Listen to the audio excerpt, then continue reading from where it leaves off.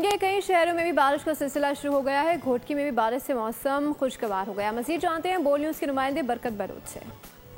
जी बिल्कुल, मुल्क के दीगर इलाकों की तरह घोटकी के मुख्तलिफ इलाकों में भी मूसलाधार बारिश का जो सिलसिला है वो शुरू हो चुका है, जिसकी वजह से मुसलसल जो गर्मी मौजूद थी वो उसकी गर्मी का ज़ोर टूट चुका है और मौसम इंतहाई खुशगवार हो गया है। और शहरी जो हैं इस मौसम से जो उनके चेहरे हैं वो खिल उठे हैं। इस वक्त हमारे साथ एक शहरी मौजूद है, उनसे बात करेंगे कि वो इस सुहाने मौसम को किस तरह एंजॉय कर रहे हैं, क्या महसूस कर रहे हैं। सर, क्या कहेंगे आप? जी सर, अल्हम्दुलिल्लाह डिस्ट्रिक्ट घोटकी में हमारी में आज माशाल्लाह बारिश हुई है। कई दिनों से गर्मी में लोग परेशान थे, बहुत गर्मी थी, शदीद गर्मी थी।